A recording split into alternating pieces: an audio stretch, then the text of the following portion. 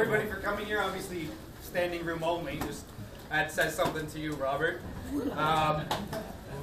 It needs no introduction, but I'm obviously saying some of my favorite shows: Star Trek Voyager, Stargate Atlantis, and he even had parts in The Practice, which is still one of my favorite shows to watch. Your IMDb page is just ridiculous. It's so long. I was going through it last night, and it's just roll after roll after roll. And if you guys haven't taken a look at it, you obviously need to. It's just insane, the amount of work that he's done. I'm sure you all have a lot of questions, and hopefully we can get to them.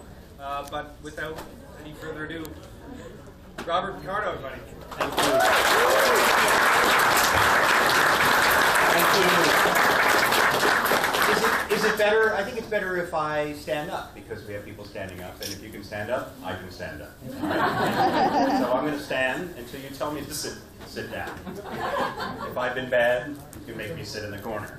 All right, the wire doesn't go further than that. So this is as far as I go. I can't pace that direction. I can only pace that direction. Oh, there we go. I found more. Oh, I've got more slack. This is the expression, the origin of the expression, cut me some slack, ladies and gentlemen. You just saw acted out in front of your eyes.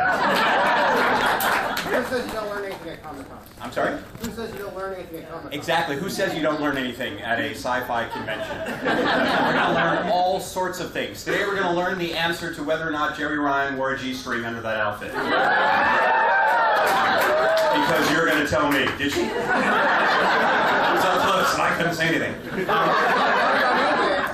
Back 15 years ago, when 7 of 9 first joined the show, I made up a joke that I don't think I've used in the last 10 years, but it just popped into my head, so you're going to hear it. Okay, I would say, you know, they've added this character, Jerry Ryan plays 7 of 9, and she's so popular that next year the producers are going to add her twin cousins, 6 of one and half dozen of another.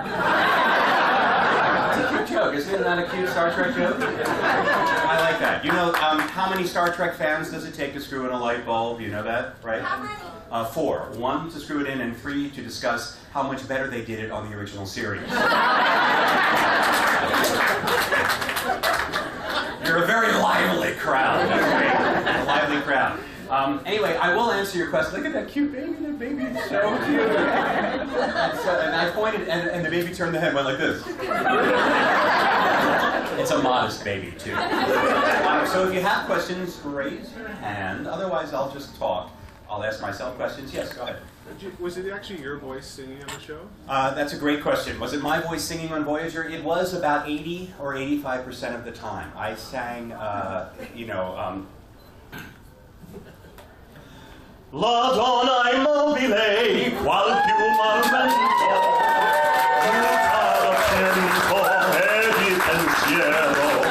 that was me.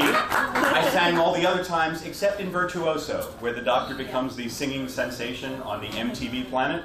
or the planet that had no music, and finally they did. In that episode, I sang like the first half of it, and then they brought in a real opera singer because it was just too hard. And also, I'm a baritone, not a tenor. So if you take tenor pieces from famous operas and then take them down 2.5 steps so I can sing them, they don't sound like they're supposed to anyway. So my teacher, Agostino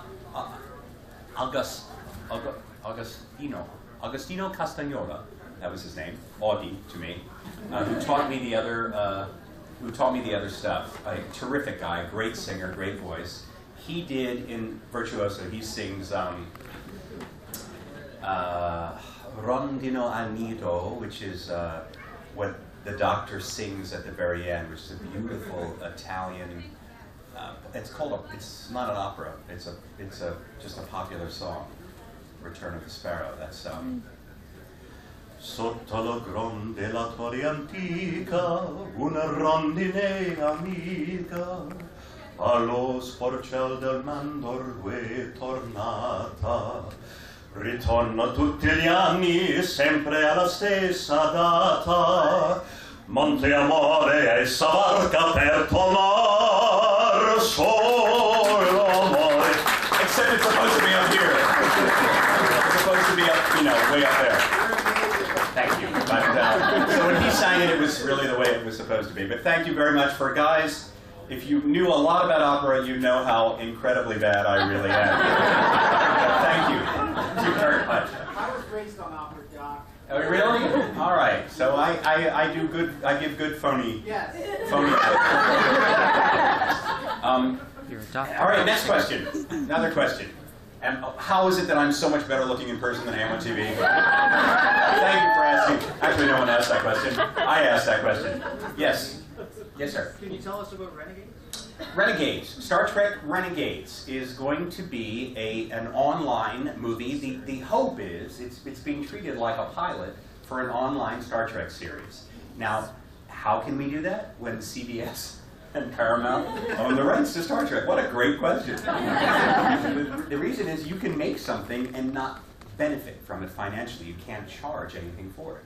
So we had a Kickstarter campaign. We raised some money off of the names of the actors that committed to it.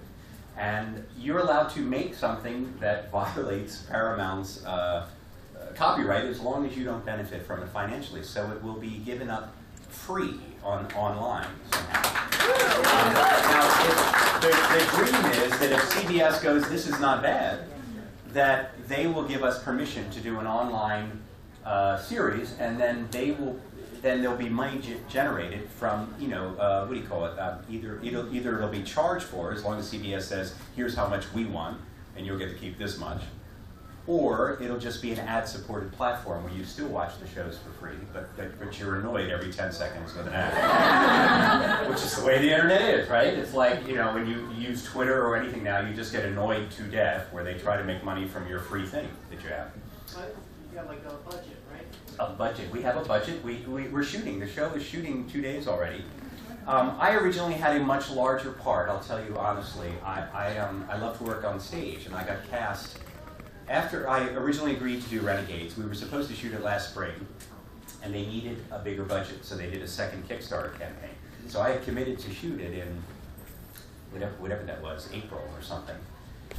And then when they postponed it to October, I said, October's a very busy month for me, but I'll do my best. Well, what happened was that I developed a conflict, so my part has been shrunken down. And do you know Sean Young, the actress Sean Young? From Ace Ventura and Stripes. Yes, they've created, they've basically taken my part and divided it between the two of us. They've made two characters. It's hard to explain, but it's very cool what they've done. And the really good news is I get to kiss Sean Young. So I have a smaller part, but I do get to kiss Sean Young, which I think is probably, I'm pretty excited about it. I don't think it really does anything for you guys, but it's going to be cool for me. They know holograms can kiss.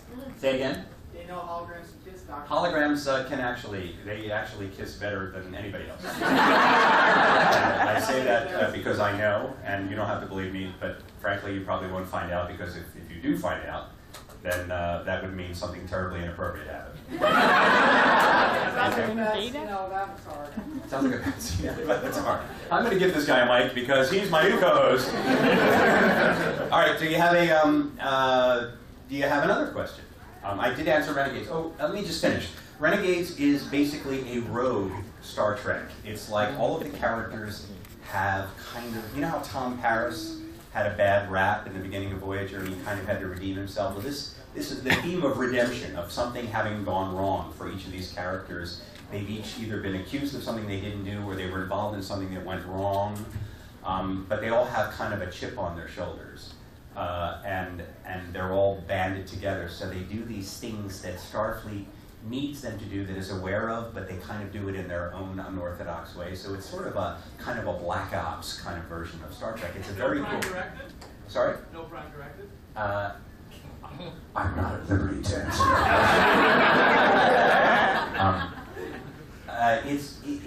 I could answer that question because it does come up in the pilot, but I just want to leave you with a little bit of excitement. I don't want to spoil anything. But Tim Russ is directing. Walter Koenig's in it. Tim is also on camera as well. I'm in it. Adrienne Wilkinson. Do you know Adrienne Wilkinson from? Yeah, exactly. She is in it playing a female captain. She's terrific. And they're. Oh God, I'm sorry, I'm embarrassed. I don't remember. There's a lot of really good actors from other aspects of science fiction other than Star Trek. So I hope you'll have a look at it. Tim is a very good director. Are you still playing the Voyager Doctor, or are you one of the slave minor doctors? Oh, I am. That's a very good question. I agreed to play, I did not want to play the Doctor, I wanted to play the programmer, Louis Zimmerman. I thought it made more sense. I thought it made more sense because the Doctor hasn't aged, and he still looks younger and trimmer than I am right now. So I wanted to leave you with that, unless they wanted to digitally correct me frame by frame, which they do with a lot of actors now. I didn't want to touch the legacy of the Doctor's character, but it makes complete sense that Louis Zimmerman is still working and programming and doing other projects, right? So, so that was my decision. I hope you don't mind. Yes, I'm sorry, right there, sir. Mm-hmm. Yeah, I'm sorry, ma'am. wondering, what was your most favorite episode and what was your least favorite episode? Okay, I can tell. I'll do my least favorite first. I feel bad because obviously one of our wonderful writers wrote this one. I just thought it was the silliest one we did. It was called Twisted. Twisted, I think, is the episode where all of the space inside Voyager was jumbled up. So for 43 minutes, we would come through a door, and instead of being in engineering, we were in the mess hall. So this is what we did for 43 minutes. Is that 43 minutes of exciting science fiction? I mean, yes, it would be creepy. It would definitely be creepy if you're home in your house and all of the internal space had been redone, reconfigured, to use a Star Trek term. That would be really annoying. To get up and go in the kitchen to make some coffee, and suddenly you were in your basement. Sorry, Grandma. Right, but it's still, it's not, I wouldn't call that high drama. But anyway, so that was the one, and we had a scene, we had a female director named Nancy Malone, who I felt, no, it wasn't Nancy Malone, it was another female director. I felt really bad for her because we misbehaved terribly. Because we all thought it was a silly show. We had a scene on Tom Paris's holographic bar, Sandrine's bar. It was on, we had a scene where we're all sitting around a table and we each had one line. And it was one of those awful shots where the camera just happens to pass by you when you say your one line. We're all sitting around the table and somebody says, well, I'm sorry about see what I you know, the camera just moves over their faces. And we were so punch drunk and tired that we couldn't get it right. So we would get 7 people would get their line right, and the 8th person messed it up. Then we would get 9 people who got it right, and the 10th person messed it up. I mean, it just went over and over, and finally the director gave up the shot, and we did it in cuts because nobody could get their one line right because we were busy goofing around. So that was I remember that night as being one of the nights where we really, where I really felt that we were not fair to the poor director. She killed herself after that. No, I'm kidding. And I just fell over. I thought the table was closer. Here, let me lean this way. And then my favorite, I have a few favorites depending on the style. I mean, Timeless is one of the 100th episode where Voyager crashes in the ice planet and Harry Kim changes history. I thought was a really great one. I was actually going to ask about that. That's really similar to the Renegade team, really, because like Chakotay and Harry have to go off the reserve and steal a ship to. Yes, it's similar, but it's not really. If you saw the plot, it's not different. But you're right. As far as going rogue, the going rogue theme, you know, in order to do the greater good, we act like bad guys. Yes, it does have that in common with Renegades. I always thought Timeless reminded me of Titanic.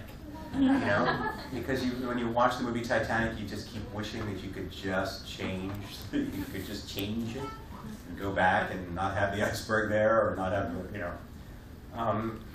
But I thought that was a particularly great one for the whole cast, especially for Garrett.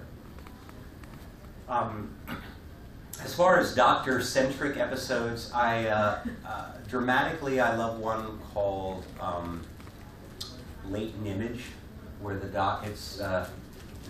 Joe Manoski, our writer, described it as the birth of the Doctor's soul.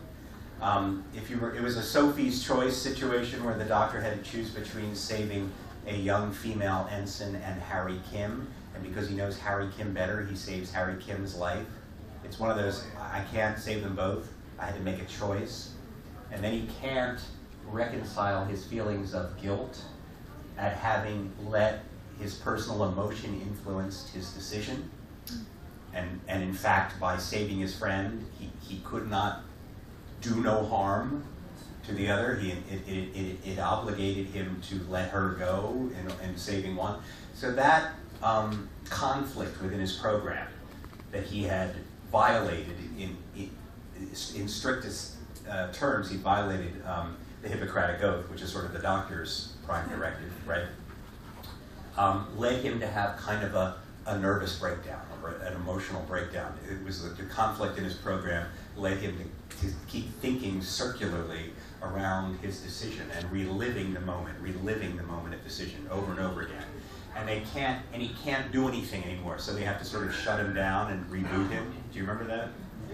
That was a cool one, I thought. Kind of reminded me of that episode when the original was Spock went nuts, but in your case, your program.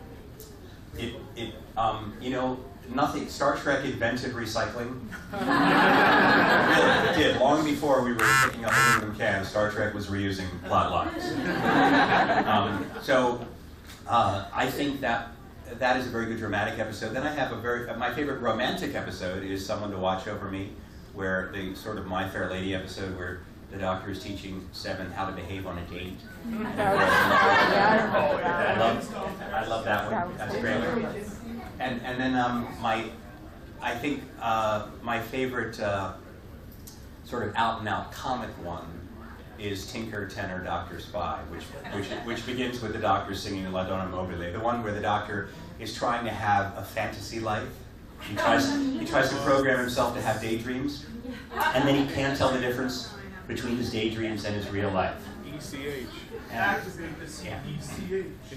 Exactly, the emergency command hologram. I remember when Brandon Braga asked me, he said, well, what would some of the doctor's fantasies be? And I said, sketching 7 of 9 in the nude. I said it so fast that clearly I had thought of it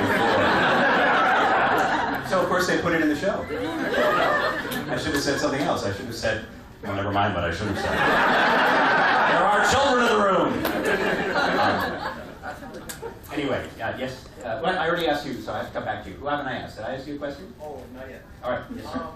You were part of one of the greatest werewolf transformations in cinema history, Howling. Could you describe how that process was? Okay. I'm in a classic B movie called The Howling from 1980 or 81. I don't remember, 80 or 81. It's over 30 years ago, so it's 32 years ago. It's when I met Joe Dante. I play a character named Eddie Quist, who happens to be a werewolf. It's sort of like a Charles Manson kind of killer, who is, and what I loved about the script, John Sayles went on to be a very famous filmmaker, wrote the adaptation of the book, because The Howling is based on a horror novel. What was cool about the script is that werewolves were treated like, almost like they had to be in a self-help group, like they were in Alcoholics Anonymous or something like that. If you had this special ability, there was a guy played by Patrick McNee who was trying to teach you how to keep your impulses under control. So he was a sort of weird cult leader. It was a very cool old movie. It stands up, it really does. But what was extraordinary about it was that it had some practical makeup effects, meaning not computer generated. This is before computer generated imagery. It had practical makeup effects that had never been seen before. Rob Bottin, who was I think 20 or 21 years old, who had been the protege of Rick Baker, they were working on competing movies with similar technologies at the same time. Rick Baker's was An American Werewolf in London, which starred David Naughton, and mine that Rob did, the makeup on me, was called The Howling. And what it involved was using little air bladders. First of all, they cast my face in alginate, which is what dentists use to make a mold of your teeth. So they kind of put the stuff on, make a mold of your own face. Then they sculpt your face. Then they make a thin mask that exactly looks like your face but fits over your own face. It's as if you had a thin latex mask that joined under your jaw, inside your lip, and right under your eyes, and this mask of you fits right over your face. Then between your own skin and the mask, they would put little air bladders, little tiny balloons that looked sort of like condoms. But they assured me they were not. these little balloons would be tied, glued to your face, and they had little air hoses that came out the back. Then they put a copy of your face over the balloon. So they had a balloon here, here, here, a big one on my neck, and then all the hoses came out the back. But then I had a long-haired wig, kind of like The Walking Dead. You know, I had this long, straggly wig that covered up all the hoses. And I literally had like 8 or 10 young kids, 18 to 20, off camera with little hoses in their mouth, puffing air into my face. So during the transformation, my face starts to percolate, and no one had ever seen anything like this before. How did you get a person's face to suddenly start to look like a pot of chili boiling? And then after the initial bubbling, then he made actual puppet heads of my face, which had a mechanical framework that poked out the muzzle of the werewolf. So at the beginning of the transformation is really me, and then it transitions into these puppet heads. If you've never seen it, go home tonight, go on YouTube, and search Robert Picardo in The Howling, and you will see this transformation. It's pretty darn cool. And when you think it's 32 years old, it's very cool. So yes, so I am a famous werewolf. It started my longtime friendship with Joe Dante, who I've worked with in many other movies, including Inner Space, Gremlins 2, The Birds, and then various television projects. Explorers, which is a cute movie for kids. If you're a parent, Explorers. I mean, for kids that are, let's say, 8 and older. But anyway, I'm proud of The Howling, proud of my long friendship with Joe Dante, and I'm still very close friends with Rob Bottin, who's the brilliant makeup artist. Because of my friendship with Rob, I was also, a year or two later, in a movie called Legend with Ridley Scott, playing a humpbacked water witch named Meg Mucklebones. Scary. That was a very dangerous job. And I could tell that story if you want, or should I go on to other? You want to hear how I almost got killed? All right. So I get hired, Ridley Scott, who had hired Rob to do these incredible makeup creatures in this fantasy movie called Legend. He had seen The Howling. That's one of the reasons he hired Rob. So Rob pitched me to play the devil, the Tim Curry part, but thank God they used Tim Curry, who was brilliant in the movie. But the only other full-sized character of the makeup characters, all the other ones were little people. You know, either were were actors who were of small stature. The only other full-size character was the witch. So Rob wanted me to play the witch, so I auditioned for Ridley Scott. I did it full out. I went to the Beverly Hills Hotel when he was visiting California, even though they shot the movie in England. And I auditioned for him, and he stared at me when I was done, after I'd made these terrible faces and noise come out of my mouth, and he said, "Well then, you barely need the makeup, do you?" It was about as backhanded a compliment as I've ever gotten. So he hired me. I fly over there. My wife and I got married that year, so it was like 2 or 3 months before we got married, so we went on a pre-honeymoon. She came with me. We spent a week or so in England. I worked at Pinewood Studios, which is the most legendary film studio, I think, in England. When I arrived there and showed my passport, and they said, "Are you here on holiday or here to work?" I said, "I'm here to work." I was promptly detained for 4 hours because they had not secured a work permit for me. So I got a call. They called the company that I told them I was supposed to be working for. The producer gets on the phone. He says, "Why did you tell them you're here to work?" I said, "Because I'm here to work." "Well, we didn't secure a work permit for you or anything." So I literally, I guess some money changed hands, probably behind the scenes. I went back in the line, and they said, "Are you here to work or on holiday?" I said, "I'm here on holiday." Then, when I went to work, my name did not appear on the call sheet, because I wasn't there.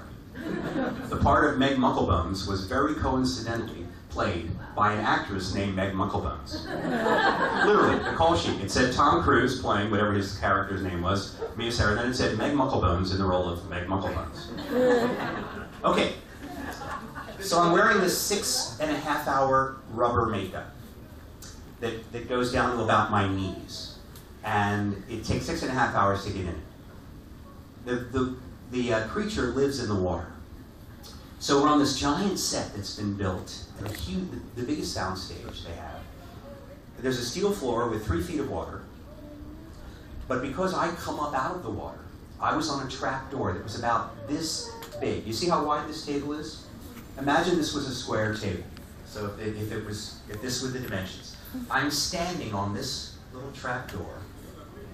There's a metal pole that comes out, and then like a little pad that my butt rests against, so that I am strapped, like you're seatbelted into a car. I'm strapped to this little seat, so that when I come up, the audience, I only came up to here, so the audience doesn't see the support, but I could move around like this, because I was secured there, okay? Think about that. So then I hear Ridley Scott says, I want an absolutely clear, surface of water, like just this mirror surface, and then he comes up, and I go to the assistant director, who's this big chubby guy who sounds like he just walked out of the Jungle Book. It's like, like that with a pith helmet on, jolly good and everything. And I said, I heard Mr. Scott wants me to, I said, if you take me under the water and wait for the water to stop rippling, I will be under, I guess, 5 to 10 minutes without any oxygen, without any way to tell you if I'm in distress. Then when you push me up on the trap door, if you've lowered me, remember at 3 feet, this stage door passes a steel floor.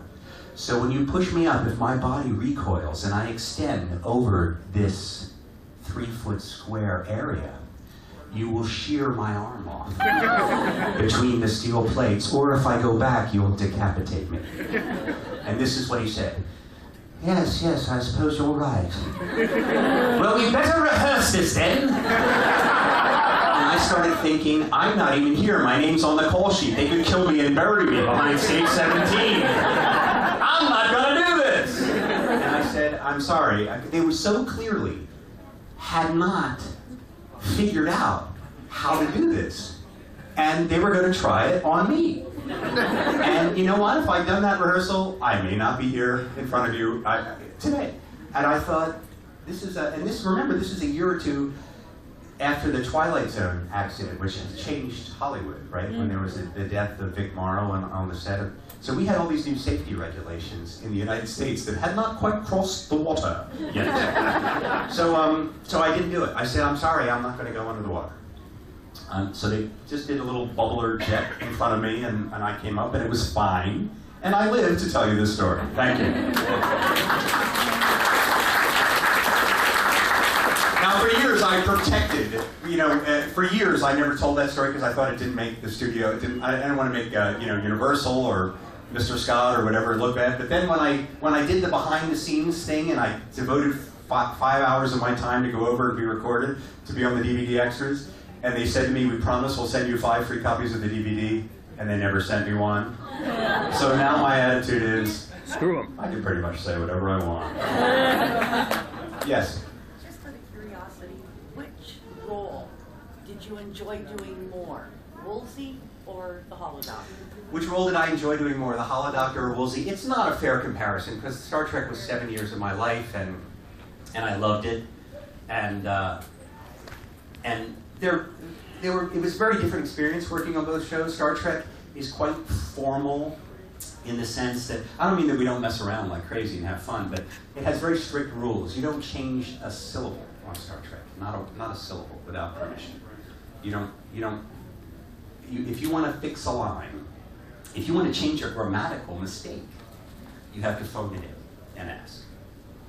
I remember arguing when I had something that was grammatically wrong, and I would call and they say, oh, well, that's the way people talk. It's colloquial. I said, the doctor's grammar is programmed. So I usually won the case. Sometimes they were, I was a biology major in college for 2 years, so sometimes they would make a science mistake that I recognized. Because our science advisor, Andre Bormanis, is really a physics, his field in science is not really medical. So if something slipped by him that I noticed, I would call up and say, I have a line that says, the first cells to be attacked by the Borg nanoprobes are the patient's blood cells. And I said, that's technically incorrect, because blood is a tissue. were always very patient with me because I probably had the most ideas, which is both good and bad. But they would listen and they would call, and then if they liked your line, then a rewrite came out, new pages came out, and your line was in the show. That was it. They never called and said, just write it in and tell it. No, they printed new pages, and your suggestion, if they liked it, went in. But that was a very formal way to work. On Atlantis, on Stargates, because it's set in the present, even though it's a secret government program, Atlantis is set in the present day. So they were not as afraid of colloquial speech. See, the Star Trek producers were very mindful that if they let the actors change the lines and make it feel more comfortable to them, that might make it seem more of this moment than 200 years in the future. That's why they didn't want any regional speech. They didn't want any, expressions that were popular at the moment. That's why it just didn't make sense. So, and I understand that, and I respect that that was their choice for keeping very careful control over the language. But on Atlantis, because it was set in the present, they let me ad-lib. It was great. I've never been, they actually thanked me for ad-libbing after one of the takes because they liked the line. And I thought, boy, this is a very different show than the one I came from. So Stargate was easier and more fun for me. I didn't have, the producers were great to me. I didn't have to audition to get it, and there wasn't that sense of, there was a sense that you could goof around a little bit. As long as you meant well and you came up with a good idea, you could do it right on the moment. And Star Trek, as I said, was more formal. Having said all that, I had a terrific character arc on Star Trek. It's unrivaled, I think, and maybe in all the shows, because my character started as nothing, as a blank slate, and he got to, over the course of 7 years, become basically a human being. And I think that, Data's character, as wonderful as it was, because he lacked the emotion chip and all that, he could not go as far a distance as the Doctor went over the 7-year run of the show, until they, of course, gave him his emotion chip on the big screen. So I think that I had one of the best roles ever written in Star Trek, which is ironic because when I took the job, I thought I had the worst role in the show. I thought it really stunk. I told my friends, I said, I got cast in the new Star Trek series. It'll be a good job. It'll run 7 years. It'll put my children through college. But I have to tell you, I have the dullest part in the show. Because I didn't know. It said colorless, humorless, a computer program of a doctor. Now, does that sound like a bucket of fun to you? I thought it was just going to be as dull as... I didn't even get it. It wasn't even until the 3rd episode, where Neelix loses his lungs, which is a very careless thing to do, by the way, that I realized what they were going to do. And, maybe it was even the 2nd episode. Because the pilot, I remember bluffing my way through. I didn't really know what I was doing. I was busy doing a play in LA. I didn't understand Star Trek well. I'd watched my 10 episodes of The Next Generation, all the medical shows, and I went, oh, this is good writing. I like this. But I didn't know what I was supposed to do. So I kind of faked my way through the pilot. And then in the 2nd episode, if you remember, Kes comes down to sickbay because they've asked her to get some dirt samples. She's going to start a hydroponics bay to cultivate, because we're lost in space for 75 years. So the idea is, let's try to take some pressure off the power supply and the replicators by growing some of our own food stuff on board. So she comes down and asks for dirt. And the doctor, the holographic doctor, who was designed only for emergency medical use only, and only when the ship's doctor was overworked or whatever, he's the star relief pitcher who is now forced to pitch batting practice. He has all of these mundane medical and science questions that he has to deal with when he wasn't designed for that. So he basically has to get some dirt.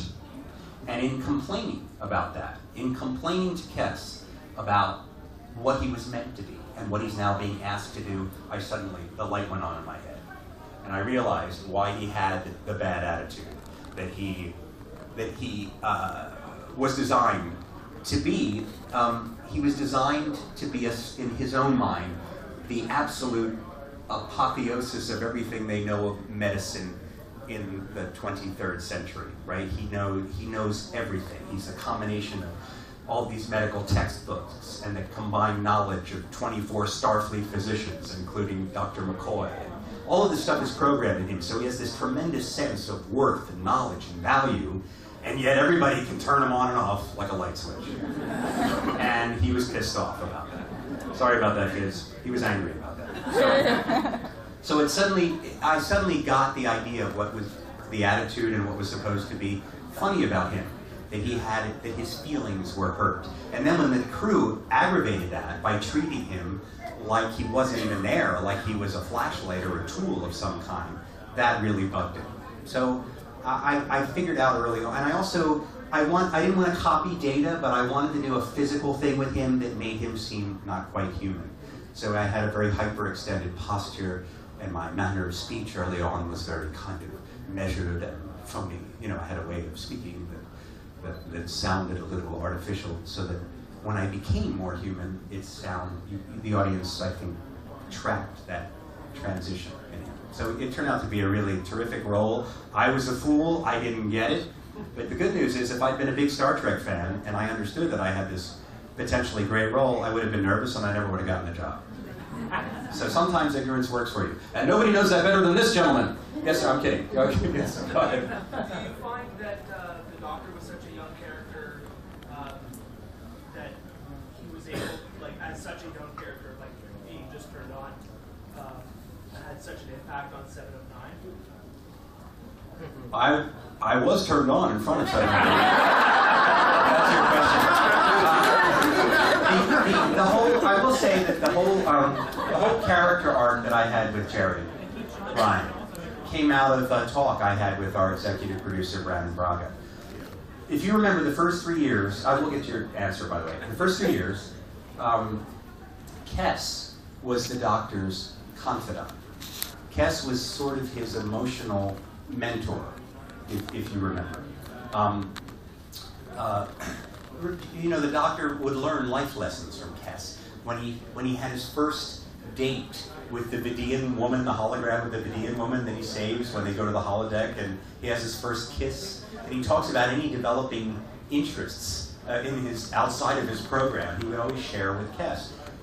And ostensibly, the Doctor was teaching Kes how to be a medical assistant. So she was his pupil, but in many ways, she was mentoring the Doctor in his developing humanity.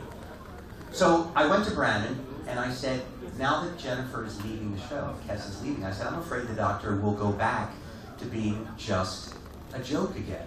He has no one to unburden his true self with and to share his feelings and his new lessons about extending his program. Now he'll just be a blowhard and a windbag, and we'll just have the sort of annoying side of him, but not see the sort of delicate underbelly, which I got to show with Kes. And Brandon said these exact words: think of a way that you can relate to our new character, 7 of 9. And when I saw Jerry, I thought of the way that most of us would like to relate to 7 of 9, which didn't seem appropriate because of the age difference. But I thought it would be very funny, if the Doctor thought he was the best candidate to teach a former human and now Borg character how to reclaim her humanity. That the Doctor, who's a machine, thought he was a better teacher in how to be human. That I thought was a very amusing concept, because it reflects the Doctor's incredible his sense of overblown sense of self-worth, right? Because that's when the Doctor is funniest, when he's really Humpty Dumpty. That was my image for the character, is Humpty Dumpty. Very puffed up and self-important. But then once you poke a hole in him or shatter him a little bit, he's quite vulnerable and lovely. Because are we done? We're done. I gotta wrap this up. So anyway, so I went to Brandon and I said, I thought about it. I went back in and I said, suppose the Doctor mentors 7. And the way he would do it is he would have these role-playing exercises where he would give her a situation that she was going to encounter and teach her how to behave appropriately in it. And that suggestion became our 4-year arc. It did, where the Doctor was basically teaching 7, and it culminated in Someone to Watch Over Me, where the Doctor teaches her how to behave on a date, and he falls in love with his star pupil. So it ended up giving me wonderful scenes with Jerry. We developed a great friendship. We had a lot of, and I think that for the male part of the audience, it was great to see a guy who wasn't the best looking guy in the show have all these wonderful scenes with this, because I think it fulfilled a certain amount of male fantasy. Certainly bald male fantasy. But also, we were just an unlikely, it was just fun to do, and to be able to, and Jerry played the straight man, so to speak, the straight character, and that was fun for me, because normally it's the other way around. The doctor was sort of goofy sometimes, but she was so deadpan and straight that was fun to work with. So I think I have to wrap it up. We have to wrap it up. You've been a really wonderful audience. Thank you for cramming me here.